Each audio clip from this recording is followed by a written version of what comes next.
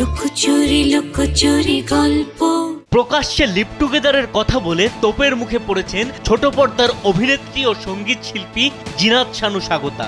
এ নিয়ে প্রকাশ্যে ক্ষমা চাইতে তাকে শনিবার লিগ্যাল নোটিশ পাঠিয়েছে এক ব্যক্তি। এতে 7 দিনের মধ্যে তার বক্তব্য প্রত্যাহার করে প্রকাশ্যে ক্ষমা চাইতে বলা হয়েছে। তবে স্বাগতা এখনো কোনো নোটিশ হাতে পাননি, পেলে আইনিভাবে বিষয়টি মোকাবেলা করবেন বলে জানান।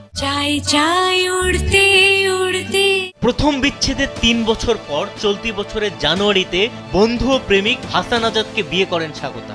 এবার জীবনসঙ্গীর বিষয়ে কোনো ঝুঁকি নিতে চাননি, তাই বিয়ের আগে 1 বছর লিভ টুগেদারে থেকে হাসানকে বিয়ের সিদ্ধান্ত নেন তিনি। জানিয়ে সম্প্রতি গণমাধ্যমে কথা বলেন। এবার ব্যাংকও আপনার হাতের মুঠোয়। Balance transfer, mobile recharge, bill pay থেকে শুরু করে যা চান সব হবে এক মুহূর্তে। NRBC planet.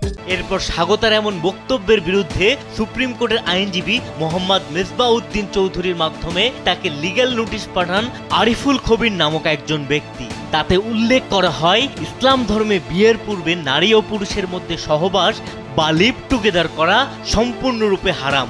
স্বাগতার বক্তব্য লিভ টুগেদার করার জন্য উৎসাহ প্রদান করে। এমন বিবৃতির কারণে ইসলাম ধর্মাবলম্বীদের ধর্মীয় অনুভূতিতে চরমভাবে আঘাত করা হয়েছে।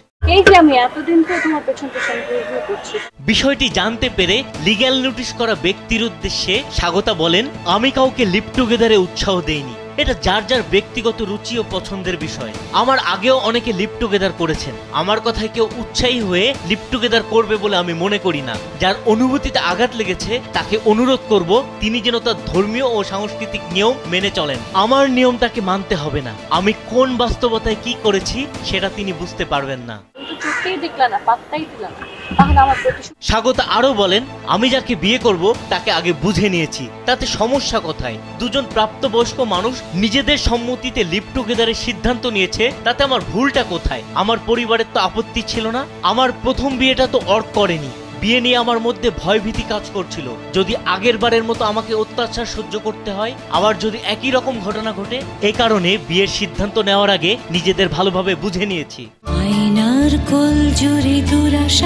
অভিনেত্রী ও সঙ্গীত শিল্পী জিনাত শানু স্বাগতা প্রায় 20 বছরের ক্যারিয়ারে উপহার দিয়েছেন জনপ্রিয় অনেক নাটক। কয়েক বছর খুব একটা অভিনয়ে পাওয়া যায়নি তাকে, বলা চলে বিরতি কাটিয়ে এখন নিয়মিত হচ্ছেন। হাঁটি হাঁটি পা পা শুরু হয়। বিনোদন ডেস্ক, কালবেলা।